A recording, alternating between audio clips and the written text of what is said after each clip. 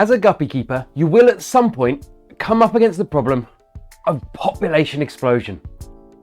You started off with 4 or 5 females, a couple of males, everything was perfect. Then the first lot of babies came along, the most wonderful time when you breed your first batch of guppy babies. Then, a few months later, the realization that these guppies are gonna eat you out of house and home. You now have hundreds, if not thousands of guppies, and you don't know what to do with them. In this video, I'm gonna share with you 9 different ways you can control your guppy population. Hello friends, welcome back to the channel. If you're new here, my name is Richard. Now, before I get too far into this video, let's put out there the fact that everybody's fish keeping values are different. To some people, a guppy is nothing more than a feeder fish and every one of them deserves to be eaten. To other people, every single guppy life is precious and every guppy that's born into that aquarium must be saved and must be nurtured. I'm not here to judge which is the right way to do it. I find myself somewhere in the middle. Let's just say not every suggestion in this video is going to fit with everybody's values. Hopefully you can take away the 1 or 2 things that really help you. So let's dive straight in with tip number 1. And tip number 1 is really a case of prevention rather than cure. And it's exactly what I've done with this brand new 7-gallon tank I've just set up. And that is keep only male guppies. The joy of keeping only male guppies is you get all of that colour, all of that personality that we love about guppies, but without the population explosion. Unless some kind of weird Jurassic Park nature will find a way thing happens, there is no way the 6 male guppies I've got in that tank can become more than that. Now, my second suggestion for controlling your guppy population is to add a predatory fish. Now, that doesn't mean adding an Oscar or some giant piranha that's going to eat all of your fish. To a baby guppy, a black molly is a predator. A Congo tetra is a predator. Anything that will keep your population under control by consuming some, but not all, of the babies is a great tactic in my experience. In the past, I've kept a large colony of guppies with 3 or 4 angelfish. There's a 150-gallon tank, and what happens there, it was a heavily planted tank, so some of the babies survive, and the guppy population does naturally increase over time, but the angelfish do pick off the occasional baby guppy when they find them.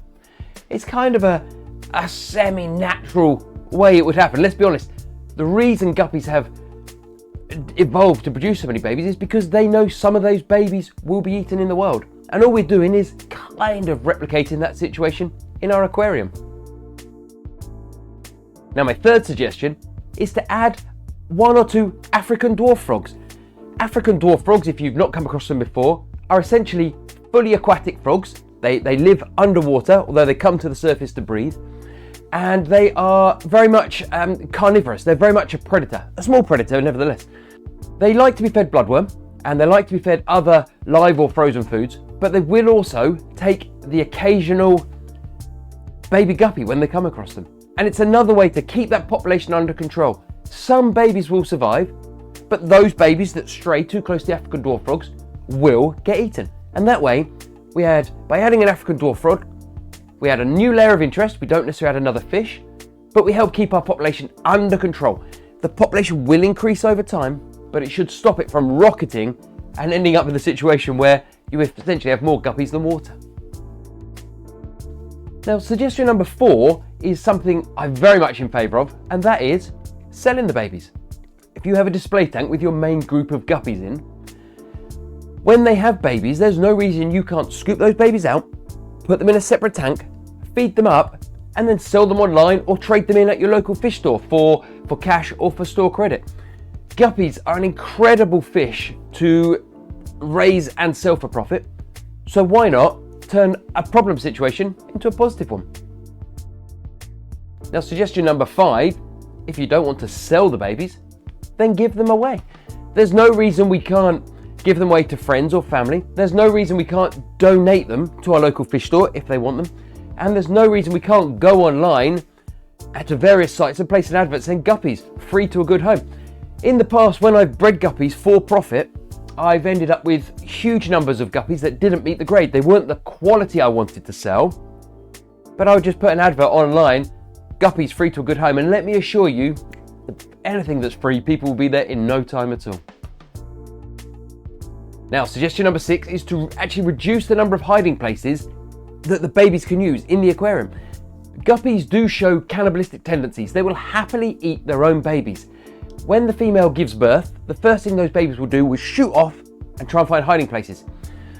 If we reduce the number of hiding places, it increases the chances of the adults and other fish in the aquarium eating the babies.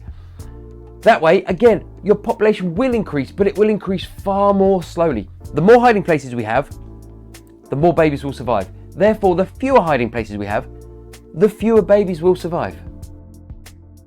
And on a very similar note, suggestion number 7 is actually to reduce how much food you put into the aquarium. As mentioned in option 6, the guppies will happily eat their own babies. If you feed your guppies 3 or 4 times a day, and every day feels like Christmas dinner, they're not going to waste their time chasing down baby guppies to eat. They're just going to sit and wait for the next meal to come. If you feed them less and those guppies are a little bit hungrier, they will put more effort into chasing down the babies. And they will eat more of their own babies, meaning your population doesn't grow quite as quickly. So suggestion 8 is potentially a controversial one, and that is to use your guppies as feeders. It may be that you or a buddy of yours has a fish that will happily consume those guppies. If you keep Oscars or other large South American cichlids, if you or a buddy of yours keeps the large predatory catfish, then the nutrition that is locked up inside those baby guppies can be released by feeding them to other fish. Again, this is very much a moral view. I know a lot of people will say you should never use a fish as a feeder. Equally, predatory fish do need to eat, and piscivorous fish only eat fish. Therefore, guppies can be a good source of nutrition for those fish. And my final option, option number 9, the least controversial of all probably, is simply to reduce the temperature of your aquarium. The warmer you keep your aquarium water, the more likely your guppies are to breed. By reducing the temperature, you reduce their metabolic rate and you reduce their desire to breed. By simply turning your heater down a few degrees, you may well find your guppies breed less and produce fewer babies in the first place, solving the problem altogether. So as I say, the way that guppies breed and the speed at which they reproduce, often when we first get into the hobby, is the thing that attracts us to them. And then as time goes on, it often becomes less attractive and we do end up with a problem. Another thing we also find with guppies is that they're always hungry. Have you noticed how much you have to feed your tank? And if you ever wondered why your guppies are so hungry, check out this video next. Thanks for watching.